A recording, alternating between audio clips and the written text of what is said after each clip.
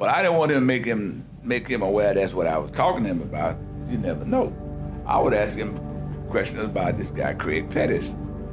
So, but he was like, man, yeah, dude big, he real big, man. He said, but there's some other guys, man, that getting drugs out of there at Memphis Police Department property in Evans' room. I said, what? I said, man, you gotta be playing it. There's no way that they can do that. He said, yeah, no, man, dude. They getting it. This is the guy's name. This is his phone number. Straight from Memphis, trying to be great just like Elvis, or should I say Craig Petties? And one of the people that's gonna be like in the prison says, you know, he's a Memphis legend, and you know, it's Craig Petties. You know, wow. Yeah. And actually, yeah, the homie, if it wasn't for MexiKing, we would have not done that connection. But you know, it's gonna be on the 2020, and we're also gonna tell his story, not just my homie MexiKing, but Craig Petties, and you know, like more inmates that deserve to be heard. You know, that's heavy, man. Interesting updates.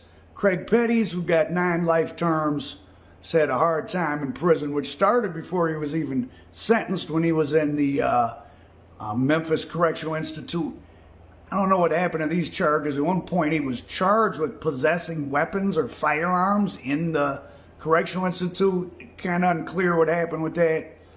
He's moved around to a lot of different prisons. Big Meech famously accused him of being a rat. Some people say he is, some people say he isn't.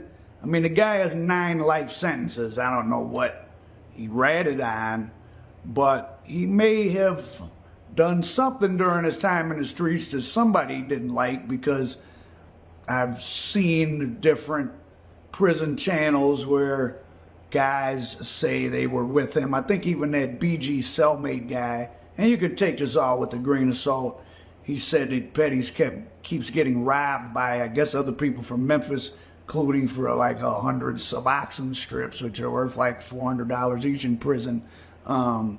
Is that true? Is it not? I believe that's with the GlaDEAtor series. Yes, sir. They're doing, what is it, a documentary on Craig Petties? Is that correct? Well, or what's going on? The book, they got a book that's about Craig Petties. Okay. The Docu series, if I'm not mistaken, what they do is they interview they do interviews or documentaries or autobiographies or biographies about drug lords. Gotcha. Not necessarily drug lords, but females as well. You know, they were doing a docuseries on KingPinSkinnyPimp, the drug lord. Okay. And while they happen to mention Craig Petties' name, I know Craig Petties, you know, this is my guy. I was locked up with him. You know, they searched up Craig Petties and they found a picture of me with him and some music that Mexiveli recorded of me while I was locked up in federal prison. That interview is going to be right after this one, and apparently these guys have been looking for me for a long time, you know, and God works in mysterious ways. One of them happens to live 4 minutes away, and the other one lives 8 minutes away. So when I was getting transferred all over the United States, I'm watching some of these shows. Yeah. You know what I mean? And I'm like, wait a minute. Lo and behold, these guys are here in Memphis, and they're looking for me. Wow. And it's been an exciting week because Jay reached out to one of my friends named KO. And I know I mentioned this guy KO in one of the interviews one time. He said he's the hardest white guy rapping ever. Yeah. And I still feel that way. Lo and behold, they had been talking to him for quite some time already. And when he happened to ask, man, who y'all looking for? Yeah. You know, they're like, man, we're looking for a Mexican rapper named MexiKing. And he's like, what? That's my homie. He used to live with me. And I guess they didn't believe him, right? Because he got on the phone. He's like, hey, bro, these people are looking for you. Tell them who you are. And I told him who I was.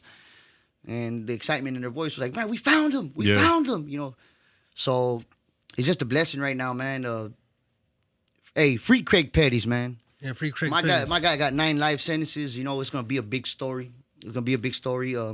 The docu-series right here, it's called the GlaDEAtor series. It's about the DEA agent named Abe Collin from Memphis. Okay. You know, he talks about his drug bust, you know, his most important drug bust. And if you give me 1 millisecond, I want to just read this right here just so I can know what exactly I'm saying. Okay.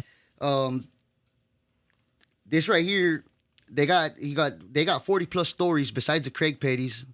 The Skinny Pimp story is part of a pilot release. Well, the real KingPin Skinny Pimp, you know, No disrespect, pimp. You know I love you, man. Yeah, but yeah. We're talking about the drug lord here, not the rapper. And they also got the Kim Kardashian story where she pardoned that one female with Trump. You know, apparently she was stashing kilos behind Graceland, right? Graceland, Yeah. yes, sir. It's called the Gladiator series and podcast featuring Abe Collin, the agent. It's produced by All Star Strategies, Isaac Ford, and Chris J. Stevens. And I've watched it. It's like that. Yeah. It's like that, you know what I mean? And well, the only reason I got to watch it is because, you know, I'm in the loop. Yeah. And it was just a blessing. I want to thank Jay, and I want to thank, you know, Isaac Ford for sending me the videos. To return home to Memphis as a DEA special agent.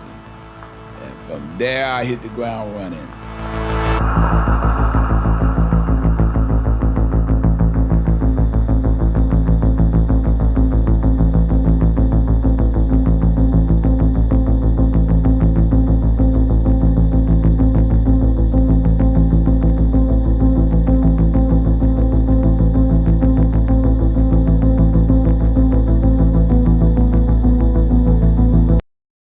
The best of me, middle finger to the sky for all those thinking less of me. My street ain't sweet like sesame, ain't no man impressing me. Beefing with Smokey the Bear, cause I'm burning plenty trees. High times I smoke plenty weed, killing all my competition, that just seems to vary me. I do it till they bury me, until 6 carry me.